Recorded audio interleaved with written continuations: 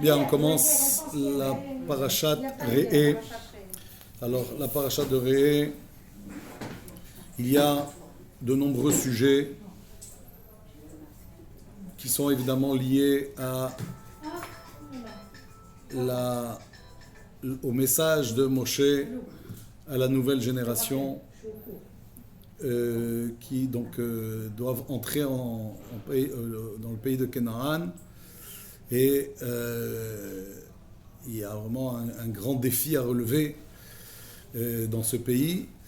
Et donc, en rapport avec ça, Moshe donne des directives qui sont évidemment hyper importantes pour leur entrée en Eretz Canaan. Donc, il va y avoir, au début de Parasha, Abracha ve'aklala. Il leur dit déjà ce qui va se passer dans Parashat Kitavo, mais qu'à leur entrée dans le pays, ils devront faire une sorte de cérémonie où ils devront dire les malédictions et les bénédictions, dans le sens où le peuple juif doit comprendre à travers cette cérémonie qu'en Eretz Israël, voilà ce qui va se passer. Si vous allez dans le droit chemin, c'est les bénédictions, c'est toutes les portes qui s'ouvrent à vous.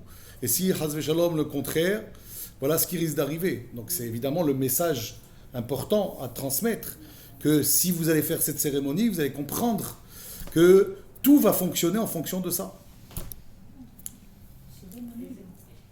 Et donc cette cérémonie, ils vont se mettre 6 tribus sur une montagne et 6 tribus sur une autre montagne, Har Gerizim et Har Eval, et les Léviim en bas vont dire un certain nombre de formules, maudit soit celui qui, ceci, cela, etc. Et tout le monde répond Amen. Lévi en bas, et ils disent ces bénédictions et malédictions, et tout le monde répond Amen. Et donc, quelque part, c'est ce qui va imprimer, si vous voulez, chez eux, l'importance du pacte qu'il y a avec Akadosh Baruch Hu. Il va y avoir aussi Hamakom Asher Yivhar Hashem. Dès qu'ils seront installés correctement dans le pays, il faudra un jour arriver à faire le Beit Hamikdash. Bamakom Asher Yivhar. On ne nous dit pas à Jérusalem, on nous dit à l'endroit que Dieu choisira. On a laissé une part d'ombre dans le pourquoi c'est comme ça, pour laisser la possibilité à une personne en particulier donc de faire des pieds et des mains pour que ça se passe. Et avec ça, ils auront la possibilité d'avoir le Beit Hamikdash. C'est pour ça que Dieu ne dévoile pas directement le nom de Jérusalem, pour que ça soit indiqué au fur et à mesure selon les efforts qui sont fournis dans ce sens. Ça veut dire, et ça va être qui va le premier faciliter les choses pour le Beit Hamikdash. Ça va être David qui va conquérir le Jérusalem et qui va lorsque justement trouver la paix qu'il faut, puisqu'ils ont conquis la majeure partie du pays, et donc il va dire comment moi je suis dans un palais et Dieu n'est pas, donc il va faire les efforts pour que Akadosh Baruch Hu lui donne cette ville entre ses mains, et c'est comme ça que ça va faciliter pour son fils la possibilité de faire le Beit Hamikdash. Donc déjà, Moshe prévoit, il leur dit, c'est pas tout de suite que ça va arriver, mais ça viendra le moment où, pourquoi c'est si important de le dire maintenant ? Parce que qu'est-ce qu'on fait en attendant ? Est-ce qu'on a le droit de faire des sacrifices ou pas ? Il ne faut pas oublier qu'un des sujets majeurs de la paracha, c'est déraciner la Avodah Zara qu'il y a un peu partout dans le pays. Ça va être une tâche énorme, une tâche très difficile. Et donc, il faudra, comment dire, éradiquer le morcellement des divinités pour centraliser, oui, la Avodat Hashem à un seul et même endroit. On ne pourra pas faire des sacrifices là où on veut une fois que le Beth Amikdash sera construit. Donc en attendant, ils vont rentrer. Est-ce qu'ils peuvent faire des sacrifices? Alors il y a une autorisation de faire des autels particuliers avec A-U-T-E-L, hein, des hôtels particuliers que vous connaissez.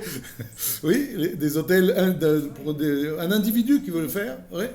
Il peut le faire, mais seulement pour offrir des sacrifices tels que des vœux ou des offrandes.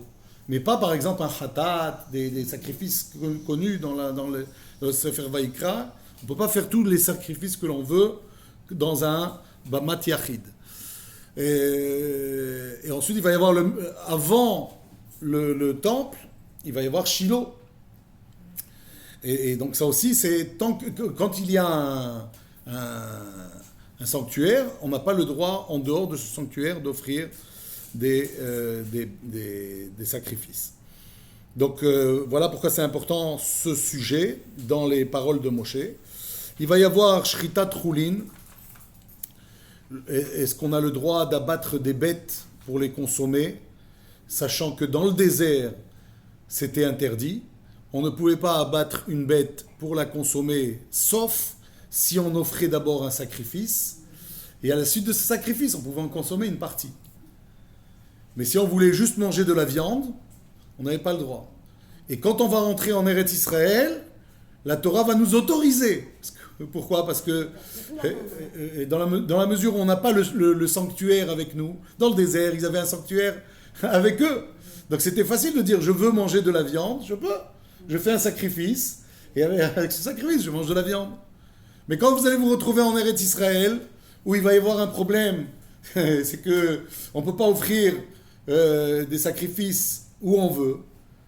Et quand il y aura le temple, ça sera aussi le cas. Alors la Torah a déjà autorisé de manger de la viande. Juste, il faut faire évidemment l'abattage rituel et tout ce qui va avec, c'est-à-dire l'interdiction des graisses, l'interdiction du sang, etc. etc. זאת אומרת שtoutes les sacrifices qui avaient lieu en Israël, ça passait pas par le Beth Amikdash, malgré qu'il y ait le Beth Amikdash. On pouvait faire des sacrifices chez le Shochet. C'est ça que ça veut dire? Non. On pouvait faire des sacrifices qui est des offrandes ou des vœux dans une Bamat Yachid, en attendant que le Beth Amikdash soit construit. Maintenant, quand le Beth Amikdash allait être construit, tout serait interdit à nouveau. Dès que le temple il sera reconstruit, à ce moment-là, il n'y a plus aucune permission de faire où que ce soit des sacrifices à part au Beth Amikdash. Pourquoi? Parce qu'il faut centraliser la Avodat Hashem. Hein, c'est tout le contraire de ce que l'on va trouver dans le pays. On va trouver dans le pays des divinités un peu partout, sur telle montagne, tel arbre, tel machin. C'est une histoire de fou.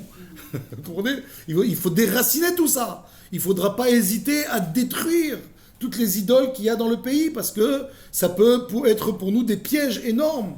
Il suffit qu'un village qui soit un peu éloigné, etc., il se laisse aller à faire de la Avodah Zara, et puis voilà que ça peut s'étendre et devenir quelque chose d'impossible à arrêter. C'est ce qui va se passer d'ailleurs. À un moment, il y aura une hémorragie, en quelque sorte, dans ce sens. L'interdiction du sang, ça c'est dans notre paracha, puisqu'on nous permet de consommer des viandes, alors il faudra savoir que, oui, on n'a pas tout permis quand même. Le sang, c'est à retirer. Il va y avoir aussi, dans les passages de la paracha, les faux prophètes, parce que quand on sera installé dans le pays, là, n'importe qui peut s'ériger en prophète et avoir comme ça des gens qui vont lui obéir, et des gourous. Voilà. Et alors, quelles sont les lois? Comment est-ce qu'on doit gérer ça? Donc, Moshe, il est en train de leur transmettre qu'est-ce qu'on fait? Il y a beaucoup de versets qu'il faut savoir interpréter. Bon, ce sera l'occasion d'une étude Bezrat Hashem dans le futur, mais c'est un gros morceau à étudier. Mesit ve'ir indachat, qu'est-ce qu'on fait de quelqu'un qui incite les autres à faire Avodah Zara? Qu'est-ce qu'on fait d'un village qui s'est lancé complètement dans la Avodah Zara? Il ne faudra pas hésiter à faire la justice et carrément éradiquer un village, même si c'est des juifs, d'accord? Donc ça peut mener très loin. Donc évidemment, Moshe prévient que ce genre de choses peut arriver. Voilà comment il faudra faire. Il va y avoir les bêtes permises et interdites, la cacheroute à nouveau, puisque ça va être aussi un gros morceau sur l'installation en Eretz Israël. Il ne faudra pas non plus se permettre de manger n'importe quel animal, etc., comme les goïms qui mangent tout, qui ne se retiennent en rien. Il va y avoir une autre partie essentielle qui tourne autour du Beth Amikdash, qui sera bientôt construit, c'est la part qui est réservée aux Lévim, les Maasrot, etc. Ne pas oublier que c'est pas seulement qu'il faut servir Dieu, il ne faut pas oublier tout le pan de comment faire en sorte que tous trouvent leur place et leur part, dans la mesure où les Lévi'im n'ont pas d'héritage, n'ont pas de territoire. Il faudra penser à eux. Ça aussi, c'est les recommandations de Moshe. Shmitat Ksafim, etc. Qu'est-ce qu'on fait quand on a de l'argent? On doit faire le maaser, etc. La tzedaka, le prêt aux pauvres. Moshe insiste sur ce genre de choses, puisque on sait bien qu'un des reproches que nous ont fait les prophètes concernant la chute des temples, c'est parce qu'on ne s'est pas assez occupé des pauvres et on n'a pas assez fait dans ce domaine.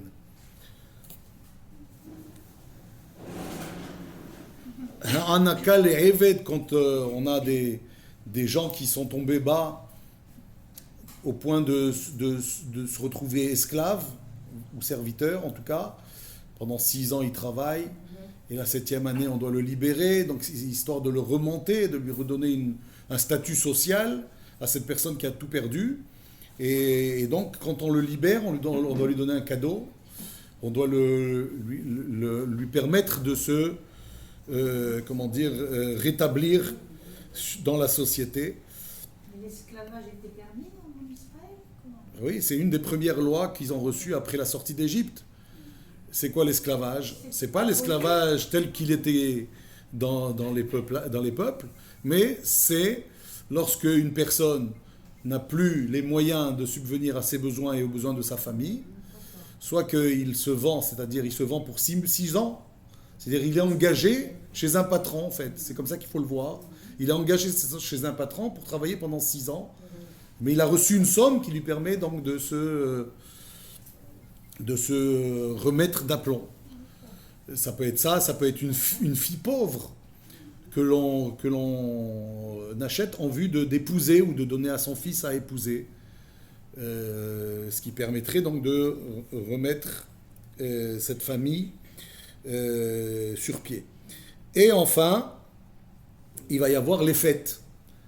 Et ça va être aussi une part importante de ce que le Beth Amikdash va permettre de recevoir comme aura, comme lumière, comme intensité de vie juive. Ouais, c'est quand on va aller au temple 3 fois par an, hein, pour Pessah, Shavuot et Sukkot.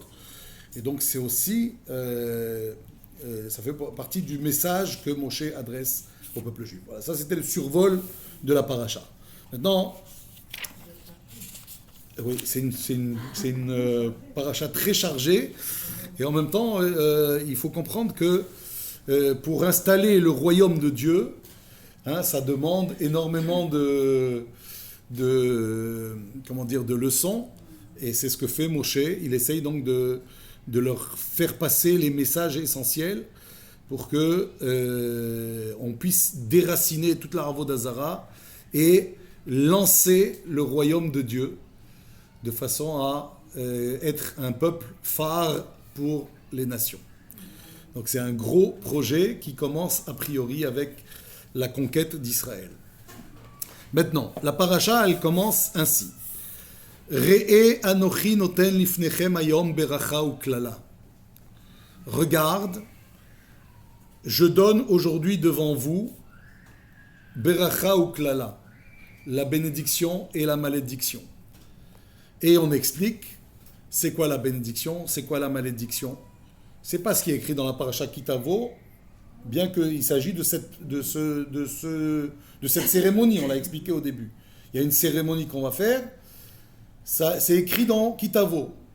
Quel est l'intérêt de me parler de ça maintenant ? C'est pour préparer que la première des choses que vous allez faire en entrant, c'est cette cérémonie. Et que cette cérémonie, elle va donner le cachet de tout ce que vous devrez être dans ce pays. Alors, une fois qu'on a dit ça, qu'est-ce qui ne va pas dans ce passouk ?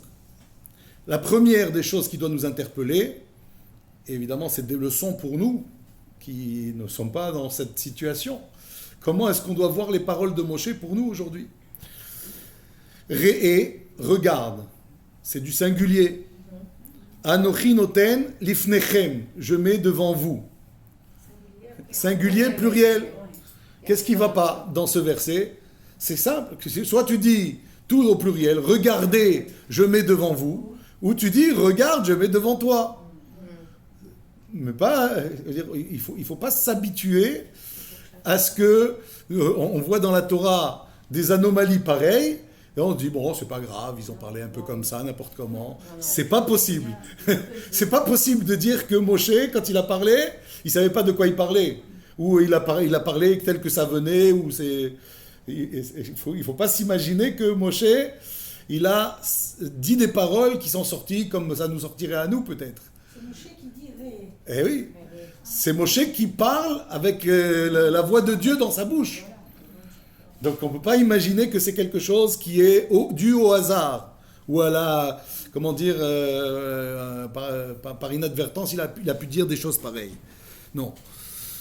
C'est programmé, ça vise quelque chose. Qu'est-ce que ça vise ? Alors, premièrement, de savoir que ce qui va se passer dans ce pays, ça n'a rien à voir avec ce qui se passe dans le monde.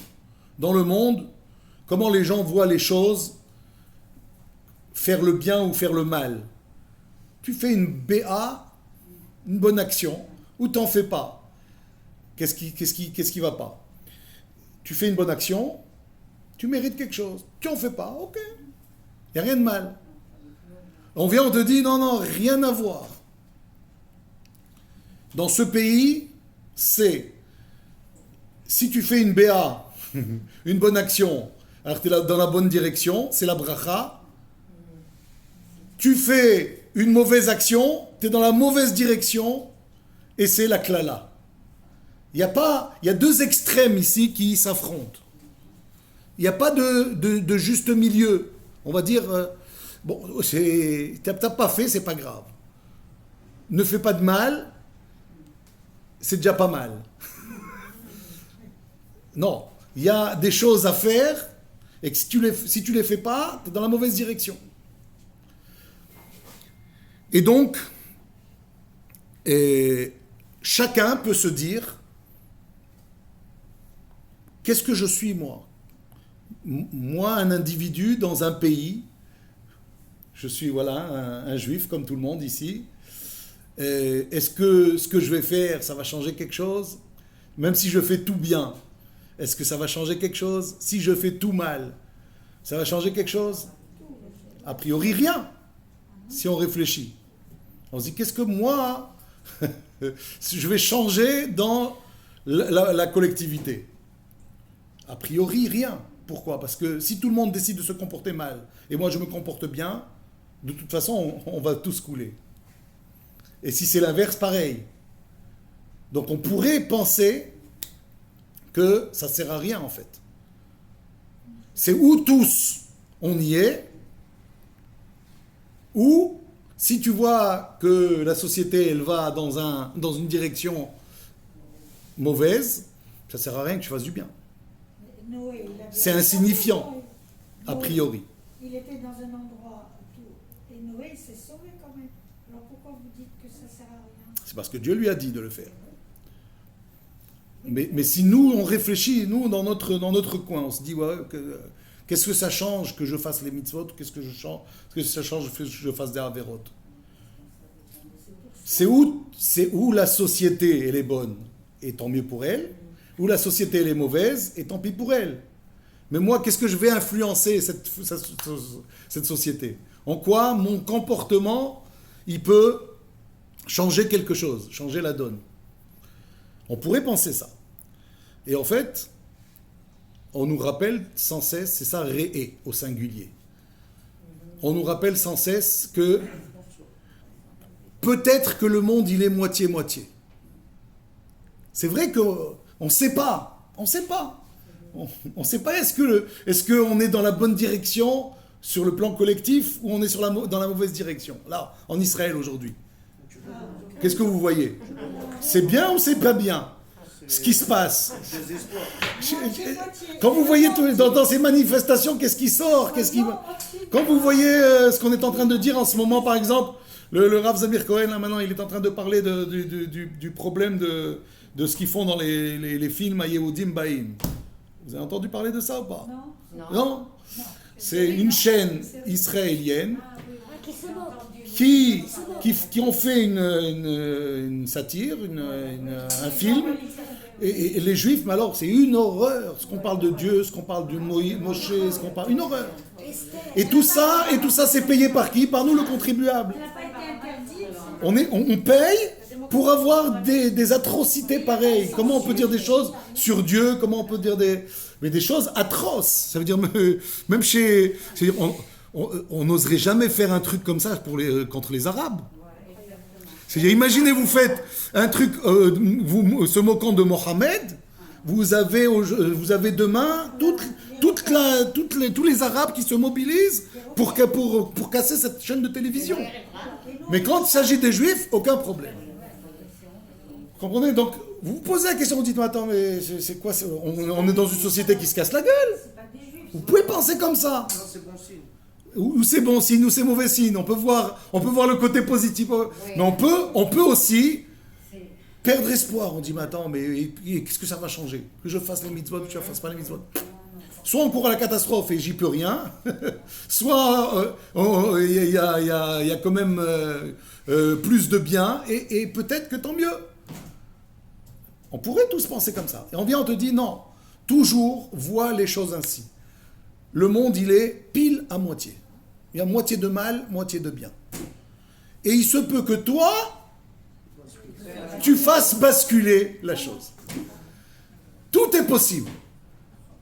Il suffit d'une mitzvah qui ouvre les portes à plein d'autres mitzvot que toi tu vas faire, et que ces mitzvot vont entraîner d'autres mitzvot, d'autres personnes, et que peut-être c'est ça qui va faire balancer la chose du bon côté. Et ça, déjà, ça devrait nous préparer au mois de Elul et au mois de Tishri, parce que c'est ça qu'on dit à ce moment-là. Mais déjà, pour ici, on nous fait comprendre sur le plan collectif. Nous, on a l'habitude de penser à chacun, on pense à soi. Est-ce qu'on aura une bonne année? Mais sur le plan collectif, eh bien, il faut savoir que Réé, ça dépend de toi, ça dépend de chacun. Anochi noten lifnechem hayom beracha uklala. Il y a ce que la Torah elle te dit, j'ai placé ça devant toi. Ok? Maintenant, moi, qu'est-ce que j'en fais? Ça me concerne à moi.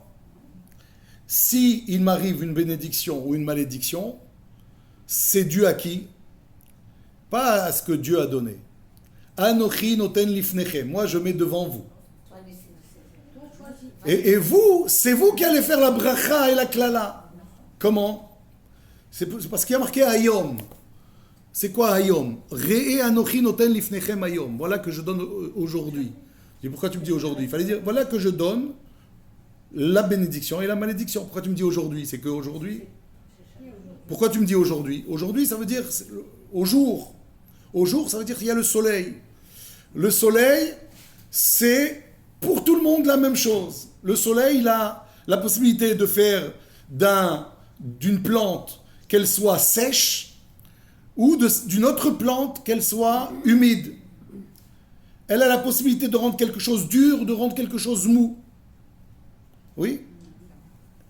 Donc ça veut dire quoi? Le soleil, il frappe pareil pour tout le monde. Ouais? De la même façon. Seulement en fonction de ce que tu es, c'est ce que tu vas donner.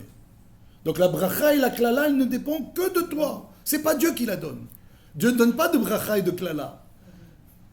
La bracha, c'est si toi, tu vas dans la bonne direction, tu ouvres la porte à la bracha, tu vas dans la mauvaise direction, tu ouvres la porte à la klala.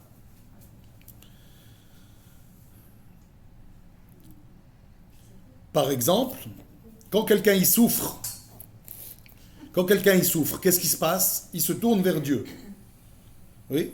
Il comprend qu'il y a un problème et que Dieu peut l'en sortir. Mais quand tout va bien, là, il se détourne de Dieu. Pas il se tourne vers Dieu, il se détourne de Dieu. Comme si c'est pas lié à Dieu. Quand ça va bien, c'est que j'ai bien bossé.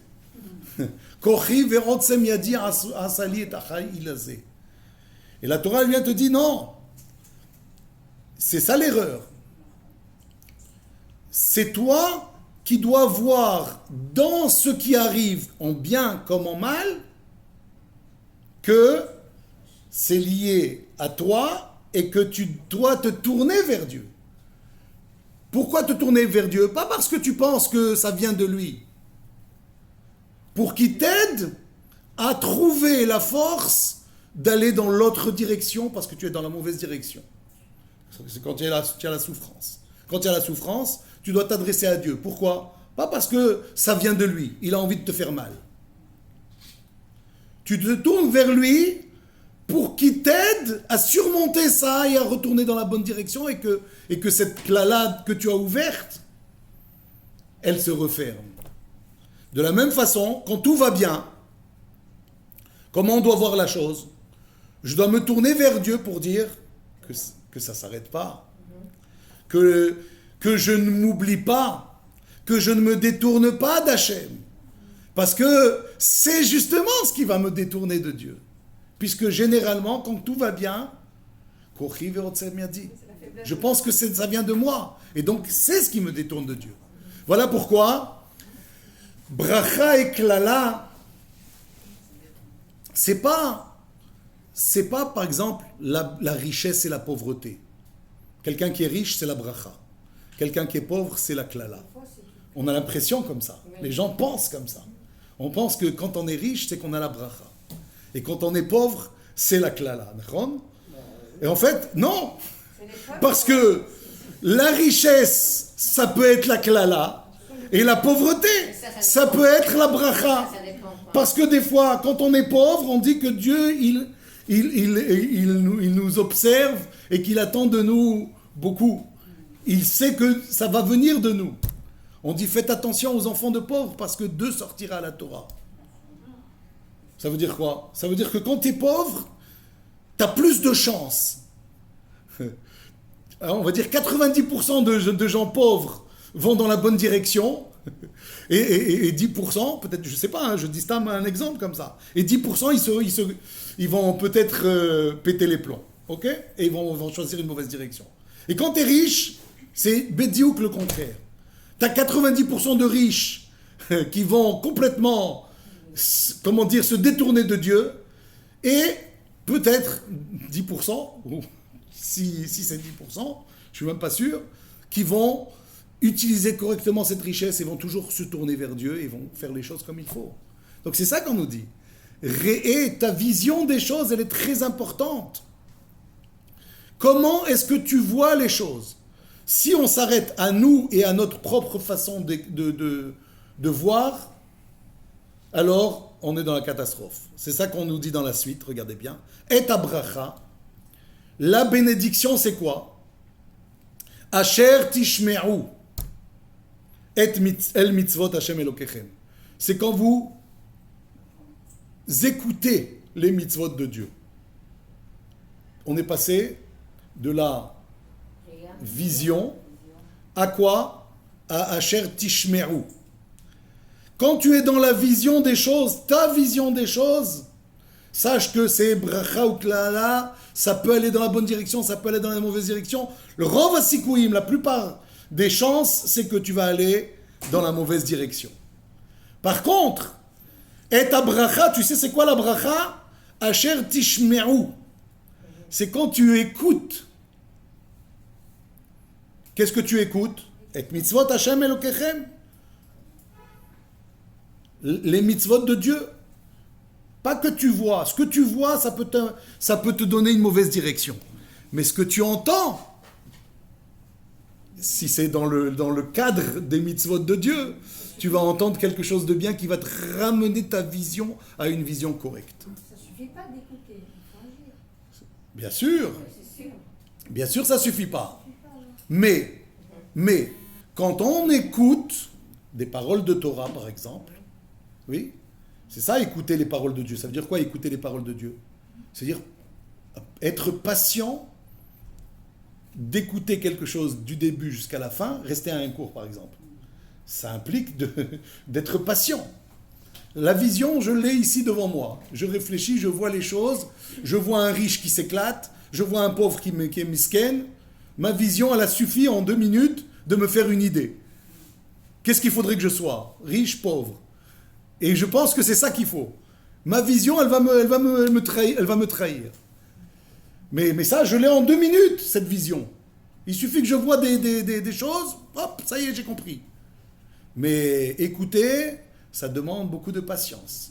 Ça demande d'aller jusqu'au bout. Et quand j'ai écouté, ma vision des choses, elle a changé. J'ai réussi à remettre les choses à leur place. C'est ça la bracha. Asher tishmeru. On dit c'est quoi? Au départ tu me dis bracha ou klala. Et après tu me détailles. Tu me dis la bracha c'est ceci, la klala c'est ceci. Ok? Alors au départ quand on a dit bracha ou klala, Re'e anochi noten lifnechem. Regardez, je donne devant vous la bracha ou klala. Le Midrash il explique, c'est comme quand tu as à la croisée des chemins, tu as 2 chemins possibles. Tu as quelqu'un sur place là-bas, il vient, il te dit, alors tu lui poses la question, tu dis, d'après toi, laquelle je prends? Droite ou gauche? Les deux, ils mènent à la même direction, ok? La même direction, droite ou gauche? Et lui, il va te dire, tu sais, si tu prends cette route-là, il y a 2-3 petites routes sinueuses, et puis après, c'est l'autoroute des kilomètres. Et puis, il y a la deuxième, c'est quoi? C'est une autoroute pendant quelques kilomètres, mais après, c'est que des petites routes sinueuses et dangereuses. Ok? Alors maintenant, je dis quoi? Moi quand j'avais vu les choses, j'avais dit, oh, ça là, elle a l'air bien, c'est une autoroute. Moi, ce que je vois, je dis, je me serais précipité sur l'autoroute. Mais si j'écoute le bonhomme qui va me donner le conseil, ouais, je vais gagner quoi? Qu'au départ, c'est vrai, je vais un peu trimer. Mais après, ça sera pour moi l'autoroute. C'est ça l'ishmoa, c'est ça la bracha. La bracha, c'est quand j'écoute les bons conseils. Quand je vais écouter les bons conseils, c'est vrai que ça m'a l'air, attends, caca, c'est pas possible, il faut mettre les tefilines tous les jours. Et il faut faire Shabbat, et il faut faire ci, il faut faire ça. J'ai l'impression, attends, où est-ce qu'il va il va me prendre la tête, celui-là, ça va aller. C'est vrai, on a l'impression au départ, ça va être dur, ça va pas être facile. Mais après, c'est l'autoroute. Par contre, le gars qui voit, on s'éclate, on fait ce qu'on veut, etc. C'est vrai, au départ, ça paraît, waouh, extraordinaire. Mais après la dégringolade, c'est exactement ça. La bracha, c'est quand tu écoutes les bons conseils. Et les bons conseils, ils sont souvent comme ça. Beracha ou klala. C'est quoi? La bracha et la klala, ça va ensemble. Mais laquelle tu vas choisir? Arrête ta bracha asher tishmeru. On peut vite glisser, quoi. Dans la Exactement. Par exemple, c'est ça qu'il dit aussi Moshe. Moshe il dit Re'e anochi noten lifnechem hayom bracha uklala. Moi je vous ai donné la bénédiction et la malédiction. Ça veut dire quoi? Il y a deux parachiotes qui parlent de malédiction et bénédiction. Ouais, vous connaissez? Bechukotai et Kitavo. On est entre les deux là. Hein? Une, elle était dans le Sefer Vaikra, et la prochaine va être dans quelques parachiotes, on va arriver à Kitavo. Ok? Ça, c'est des parachiotes où on parle des bénédictions et malédictions, les deux, d'accord? Combien de bénédictions il y a? Combien de malédictions il y a? 72, 72. Il y a un paquet de malédictions. Un paquet. Ouais? Et combien de bénédictions? Quelques-unes. Ah, toi, Moshe, quand tu nous as raconté les bénédictions et malédictions, c'est une horreur. C'est une horreur. Tu nous as donné un petit paquet de bénédictions, et alors je te raconte pas le paquet que tu m'as fait de malédictions. Dans les deux parachiotes. Qu'est-ce que c'est que cette histoire? Re'e anochi noten lifnechem hayom beracha uklala. Mais il te dit non, attention. Et abracha asher tishmeru. Tu sais c'est quoi la bracha? C'est quand tu entends les choses. C'est ça qu'il veut te dire ici. Il te dit, quand tu vois, tu as l'impression que c'est un gros paquet de klalotes et un petit paquet de bénédictions. Mais quand tu écoutes tout ce que te disent les hachamim, comment on étudie la Torah, là tu comprends que c'est tout le contraire. Pourquoi? Regardez bien. Il te dit, et abracha. Et abracha, c'est comme ça que commence le pasuk. Et abracha. Asher tishmeru vechule. Et quand il te parle de la klala, il te dit quoi? Vea klala. Vea klala. Pourquoi tu n'as pas dit et klala? Je répète. Pour la bracha, on nous dit et. Et abracha. Bizarre. Il fallait dire abracha, tout simplement. Et quand tu arrives à la klala, tu me dis aklala. Tu ne me dis pas et klala. Quelle différence? Complément d'objet. Oui, pourquoi ce complément d'objet qui a l'air superflu complètement? C'est indéfini. C'est un début de verset. Et abracha, c'est un début de verset. Vous avez déjà vu dans un début de verset un complément d'objet direct? Et abracha, on a Bereshit bara Elohim, et hashamayim et haaretz. Comment tu me dis et abracha? Tu commences un verset, tu me dis et? C'est pour dire que ça rajoute. C'est quoi et? Aleph tav. Les brachot que je t'ai dit, tu sais le petit paquet de brachot, ça commence par quelle lettre et ça se termine par quelle lettre? Im bechukotai, ça commence. Im bechukotai telechu. Voilà toutes les bénédictions que vous avez. Im, ça commence par Aleph. Et comment ça se finit? Vaolech otchem komemiyut. Je vais vous faire marcher la tête haute. Comment ça se termine komemiyut? La lettre Tav. Les bénédictions, tu les as de Aleph jusqu'à Tav. Quand je te donne des bénédictions, c'est de A à Z. C'est ça, et ta bracha. Et quand je t'ai fait le paquet de malédictions, c'est vrai qu'à la vue, quand tu vois, tu te dis, waouh, c'est pas possible, on ne tiendra jamais. On va pas tenir dans ce pays, ça va être une catastrophe. Non, mais en fait, ça commence par quelle lettre et ça se finit par quelle lettre?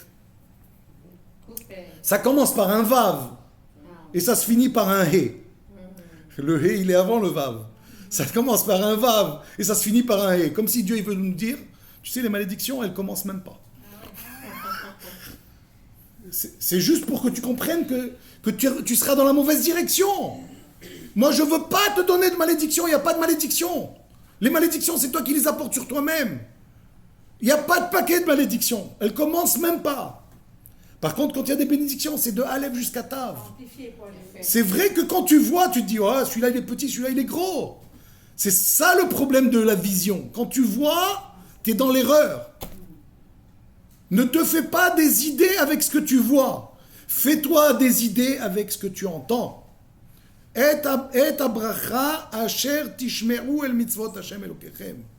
Ce que vous entendrez, c'est ça qui fera que vous serez costaud dans ce pays. Vous saurez comment voir les choses correctement. D'ailleurs, et on nous dit aussi bracha ou klala. C'est quoi bracha ou klala? Au début, on dit je t'ai mis la bracha et la klala. Il fallait dire bracha o. D'accord? normalement, ce serait attendu qu'au départ, ils nous disent, je vais te dire d'abord la généralité, et après je te détaille ceci, c'est comme ça, et cela, c'est comme ça. D'accord? Il fallait dire dans le premier verset, Re'e anochi noten lifnechem ayom, voici que je vous donne devant vous, Beracha, oh, klala. Puisqu'on a dit que c'est deux extrêmes, et c'est deux directions en fait. Soit tu es dans la bonne direction, c'est de la bracha, soit tu es dans la mauvaise direction, c'est de la klala. Donc il fallait dire quel mot? Pas ou. Il fallait dire oh, aleph vav. Bracha, oh, klala. C'est ça ou ça. Ça ne peut pas être les deux. Alors pourquoi tu dis bracha ou klala? Vous avez compris la question? Réponse.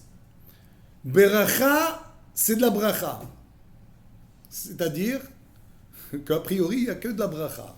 Et c'est quoi Uklala? Uklala, c'est les premières lettres de la phrase que l'on dit tous les jours, que quand on fait les mitzvot, on reçoit une récompense.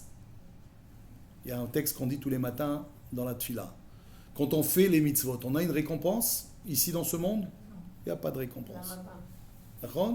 C'est quand la récompense? Dans le monde futur. Excepté certaines mitzvot où on a une part dans ce monde et la part essentielle dans le monde futur. Et c'est par exemple faire la paix entre les gens, entre un homme et sa femme, Gmilut Chasadim, etc. Ok? Là-bas, on te dit comment? Ve'akeren kayemet lo la'olam haba. On te dit, ça te fait des fruits, des intérêts dans ce monde-ci, et tu as Ve'akeren kayemet lo, et le capital de la mitzvah, kayemet lo, il est réservé pour lui, les olam haba, dans le monde futur. Vous prenez donc ces premières lettres, V, Ha, Keren, V-Ha, Keren, Kouf, Kayemet, Kouf, les olam haba, vous trouvez où? Ve'a klala, ou klala. Ça veut dire quoi cette phrase? Comment vous dites? Ou klala, c'est Ve'a Keren, Ve'a Keren. Sarfatit. נו בבקשה. En français, כבוד הרב. יותר מדי. בבקשה. לא להפריע. בבקשה. En français. La phrase, elle veut dire quoi? Et dans cette... En français, la phrase, elle veut dire quoi? Alors, Ve'a Keren, ça veut dire et le capital. Kayemet est réservé. Lo, Ve'a Keren, voilà, c'est ça. Ve'a Keren. Kayemet lo, les olam haba. C'est ça, Ve'a klala. Oui, Lo, les olam haba, il y a deux L. et le capital est réservé dans ce monde et l'autre- בבקשה. לא לדבר. Vous comprenez? Et donc c'est ça qu'on veut nous dire ici. En fait, c'est que, vous savez c'est quoi la malédiction? Vous savez c'est quoi la malédiction? C'est que tu vois pas la récompense ici. La récompense elle est là-bas. C'est ça. Tu te rends compte quelle malédiction c'est? On te paye pas tout de suite, on te paye là-bas. Si c'est que ça. Et voilà. Vous comprenez? C'est pour ça que c'est pas marqué O. La klala, on va l'expliquer après. C'est quoi la klala? Mais déjà, on veut te dire qu'il n'y a pas de klala. אבל אם הם מקבלים הכל עכשיו, כולם היו חוזרים לתשובה. Comment? אם היו מקבלים עכשיו את זה, כולם היו חוזרים לתשובה. אם היו מקבלים את התוצאות של בורא עולם. Exactement. Exactement. C'est si on réalise que en fait, on a des mitzvot que la plupart c'est pour dans le monde futur qu'on reçoit. Ici on travaille.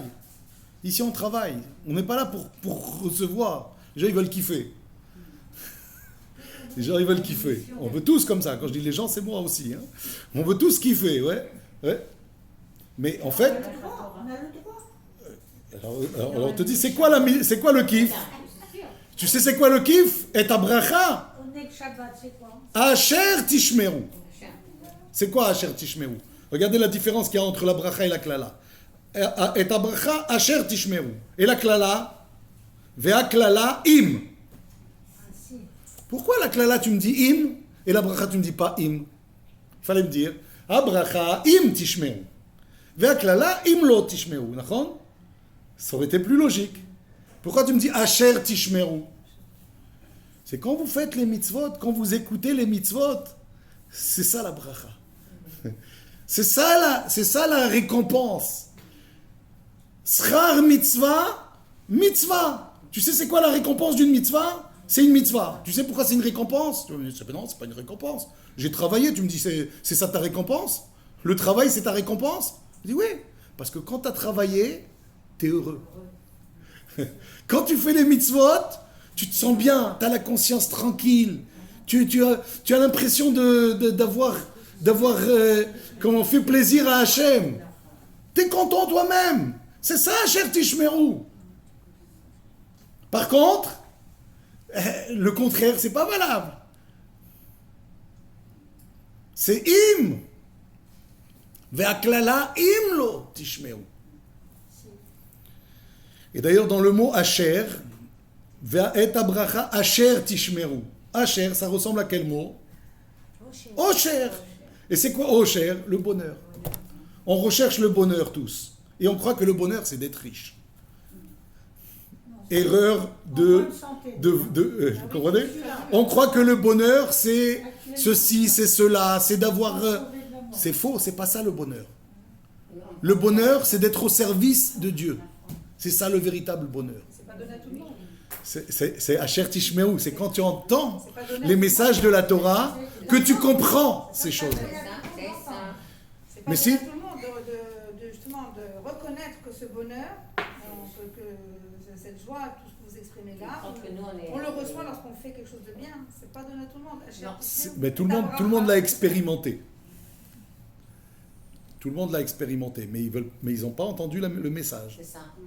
Mais tout le monde l'a expérimenté. C'est-à-dire que quand tu dis le message, tout le monde le dit. Ah bah oui.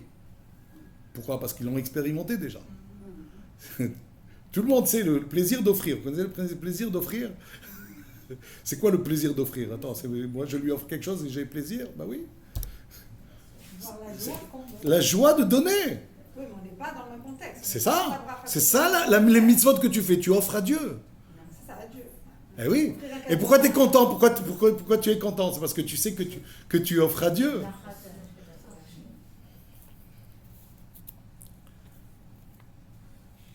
C'est ça, il y a 50-50. Il y a... 50% qui donnent, 50% qui sont passifs. On a dit dans Asher Tishmeru et Abracha, on a dit, il y a plusieurs choses qui nous rappellent que ce que tu as cru, ce que tu as vu, c'est pas juste. Ce que tu entendras, c'est ça la bonne chose. C'est quoi? Il y a plusieurs choses. On a cité Aleph Tav, c'est de Aleph jusqu'à Tav les brachot. Il y a encore d'autres choses. Il y a le fait que Dieu il commence par la bracha. On aurait pu dire si vous êtes pas sage, voilà ce qui va arriver.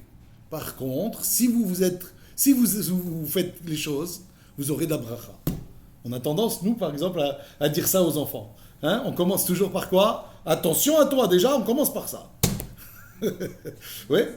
Et ensuite, on dit, mais par contre, si tu es sage, tu auras... Dieu, il commence par la bracha. C'est une indication. Ça te prouve que quoi? Que Akadosh Baruch Hu, il ne cherche pas à te punir. Il cherche d'abord à ce que tu aies la bracha. Il y a l'idée, comme on a dit aussi, que Asher Tishmeru, c'est pas dit Belashon Safek, dans un langage de doute. Peut-être ça va se passer, peut-être ça va pas se passer. Non, vous allez écouter. C'est quelque chose qui va se passer. Mais surtout, continuez dans ce chemin. Alors que pour la malédiction, c'est marqué Im. Si vous faites pas bien, bon. C'est un langage de Safek.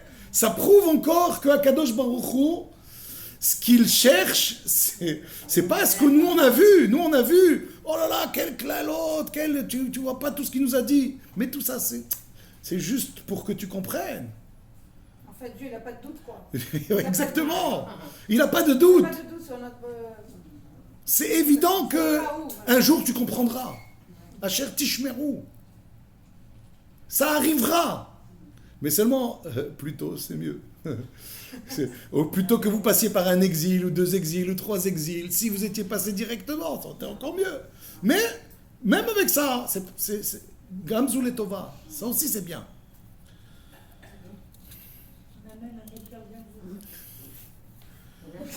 Et, exactement. Exactement, Gamzou. C'est incroyable ce nom. Même le professeur, il est de Tova. Dans le Corona. Avec Pourquoi ils leur ont pas dit ça à la sortie de Jésus? Comment? Au don de la Torah. Pourquoi il leur a pas dit ça? Cette paracha, elle vient pas au début. Elle vient avant l'entrée en Israël, tu dis. Ouais. Donc pourquoi il les a pas menacés entre... Si tu... Avant, oui, c'est ça vrai. va Avant les qu'ils gars. fassent des bêtises. Oui, Parce que le travail le plus difficile, c'est là que ça va commencer. Après la purge. Tant que moi je suis là, je vais vous dire quoi, et on est confinés, on n'a pas de Yetzerara autour de nous tellement. Donc on peut, avec l'étude de la Torah, il aura dit des choses. Il n'a pas manqué à son devoir de leur enseigner plein de choses quand ils étaient dans le désert. Mais maintenant qu'ils vont rentrer, qu'ils sont en plein danger, là il y a besoin de leur faire comprendre les choses. Vous comprenez? C'est maintenant que c'est vraiment critique. On nous dit par exemple, quand quelqu'un, tout à l'heure vous avez soulevé le problème, Asher Tishmeru, vous avez dit, mais il n'y a pas que à écouter, il faut aussi faire. D'accord? Et pourtant là c'est marqué seulement Asher Tishmeru el mitzvot Hashem Elokechem, Asher Anochi mitzaveh etchem hayom. C'est ça la bracha. Il veut qu'on écoute. C'est bizarre. À quoi il ne faut pas faire alors? Chouette. Il faut juste écouter, ça suffit. Non, on sait bien que non. Alors comment il me dit que c'est juste écouter a priori? Bizarre. Réponse. On nous dit que quand quelqu'un abat l'itaher, quelqu'un qui vient se purifier, c'est-à-dire il vient dans la bonne direction, il veut la bonne direction, qu'est-ce qui se passe? Messayain lo. Dieu il aide. Ça veut dire que quand quelqu'un il a entendu, qu'est-ce qui s'est passé? Il a dit, pourquoi il est venu entendre déjà? Bichlal. Le fait d'être venu entendre, c'est quoi? C'est que je vais être dans la bonne direction. Sinon le gars il vient pas, Bichlal. Il dit mais moi j'ai pas besoin qu'on me dise quoi faire. Moi je vois le riche, le pauvre, le machin. Je sais me faire tout seul mes idées. Donc je vais pas venir écouter ce qu'ils vont me dire moi. Mais quand je viens écouter, déjà que c'est que je dis, je suis sûr que moi tout seul je vais pas réussir. Mon jugement il va pas être le bon. Mais par contre si j'écoute, là ça va être. Donc Messayaïlo, on va l'aider. Et alors ça veut dire quoi on va l'aider? Ça veut dire que quand tu fais une mitzvah, c'est pas toi. C'est parce que tu as reçu une aide. Sans cette aide, tu l'aurais peut-être pas fait. C'est pas facile de faire les mitzvot. Oui, mais on a écouté au début. Qu'est-ce qui t'a permis de faire? C'est l'aide. C'est l'aide. Sans cette aide, tu n'aurais pas eu. Ça veut dire que la bracha, c'est d'abord de vouloir être dans la bonne direction. Et c'est là que Akadosh Baruch Hu t'aide, c'est pour ça que tu arrives à faire. Toutes les mitzvot que tu as fait, il ne faut pas dire c'est grâce à moi. C'est parce que Dieu t'a permis de les faire. Il t'a mis dans les bonnes situations, dans la bonne famille, dans le bon environnement. Il t'a donné l'argent pour le faire. Il t'a donné l'intelligence. Il t'a donné ci, il t'a donné ça. Tu veux, voilà ce qui va arriver. Dieu, il t'aide. Voilà pourquoi, si vous voulez, la bracha et la klala, en fait, ça ne dépend que de ça, que déjà dire je veux être dans la bonne direction. Par contre, le contraire, quelqu'un il dit, vers klala, c'est quoi?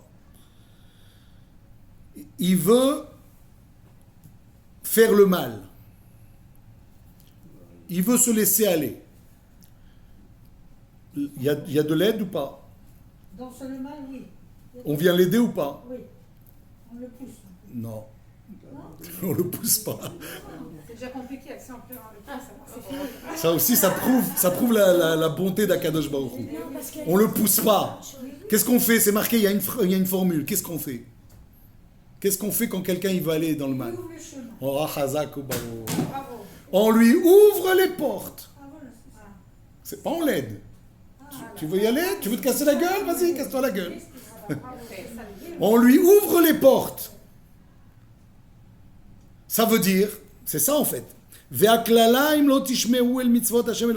Qu'est-ce qui va se passer? Le texte, il le dit. Vesartem minaderech. Vous allez vous écarter du chemin. Et oui, puisque tu es passé par une porte, cette porte, elle va t'envoyer dans une autre porte, qu'on t'ouvre encore. Et tu as toutes les portes qui s'ouvrent. Et du coup, la chute, elle va être catastrophique. C'est quoi la klala? C'est toi qui as voulu la mauvaise direction. T'as pas voulu la bonne direction, regardez comment ça... Il n'y a pas le juste milieu. La Torah, elle aurait pu dire comme ça. Re anochi noten lifnechem hayom bracha o en bracha. Ou tu as de la bracha ou tu n'as pas de bracha. Choisis, qu'est-ce que tu préfères, bracha ou pas de bracha? Nous, on aurait dit quoi? On veut, ah non, je veux la bracha. Ça aurait été pas mal. La Torah ne me dit pas ça. Ça, c'est bon, à la limite, pour les goïms, peut-être il y a ça. Mais chez nous, dans ce pays, c'est où tu es dans la... Pourquoi? Parce qu'on doit être l'exemple des nations. Dans l'exemple des nations, tu ne peux pas dire, tu as fait une bonne action, tant mieux, tu n'as pas fait, c'est pas grave. Tu n'as pas fait du mal, c'est pas grave. Vous comprenez? Non, chez nous, c'est... Tu es dans la bonne ou la mauvaise. Et une fois que c'est ouvert, alors là... Mais quand tu es bon, tu as une aide. Ça, c'est la bonté d'Akadosh Baruch Hu. Quand tu as du mal, la bonté d'Akadosh Baruch Hu, elle marche toujours. Même dans la klala, tu as de la bonté. C'est que Dieu, il t'aide pas. Dieu, seulement, il t'ouvre la porte. Parce qu'il y a le libre arbitre. Pourquoi Dieu, il m'ouvre la porte? Il dit non, je te laisse fermer. Après, intervient la Pourquoi on teshuva. doit être l'exemple des nations? Pourquoi on doit être l'exemple des nations? Parce que Dieu a démontré, Dieu a démontré par deux fois que autrement, jamais le projet divin il peut aboutir. Comment il a démontré? Premier projet avec Adam Arishon. Il n'y avait pas ni juif ni pas juif. Adam Arishon. Une mitzvah. Ok? Ça a marché? Non seulement ça n'a pas marché, la déroute la plus complète. L'humanité, c'est l'humanité. Une deuxième humanité commence avec Noah. Après le déluge, normalement, ils ont compris la leçon, ça suffit une fois, ça suffit le déluge. Il n'y a pas eu de deuxième déluge. Non, mais il y aura le tour de Babel. Il y aura Mitzrayim, Sdom Varamora, il y aura... oui, Eretz Kenan. Vous allez dans le pays où, tenez-vous bien la tête, vous allez prendre des Doliprane à tous les jours. Tellement il y a de l'Avodah Zara, tellement il y a du travail à faire. Pourquoi? Parce que c'est la catastrophe. Kenan et Mitzrayim, c'était la pire des espèces au niveau des mœurs, au niveau de l'Avodah Zara. La pire. Et donc vous allez voir ce que c'est, justement, puisque vous allez rentrer, vous allez les déloger. Ça, c'est l'humanité quand on s'adresse à l'humanité. Et pourquoi Dieu a fait ça? Il ne savait pas que ça ne marchait pas. Il savait que ça n'allait pas marcher. Alors il aurait dû commencer directement avec les Juifs. Ayehudim Baïm. Ils ont fait. Malheureusement, c'est un autre film qu'ils auraient dû faire. Ouais. Pourquoi il n'a pas commencé avec les Juifs directement? Réponse. Parce que, et on va s'arrêter là, parce que sinon on aurait dit, mais peut-être que si tu t'étais été adressé à tout le monde, et peut-être nous on aurait fait, on aurait eu une ta'ana, on aurait eu un argument contre Dieu. Il dit, mais non, personne ne peut dire ça aujourd'hui. Ça n'a pas fonctionné, donc le seul qui fonctionne, c'est aujourd'hui, ça fonctionne. Puisque le peuple juif, il a donné naissance à deux grandes religions dites monothéistes. C'est pas encore tout à fait ça, mais ils se disent monothéistes en tout cas. Bon, c'est une avancée. Ça ne veut pas dire qu'on a fini le travail, mais ça, c'est pas un échec comme ça a été 2 fois.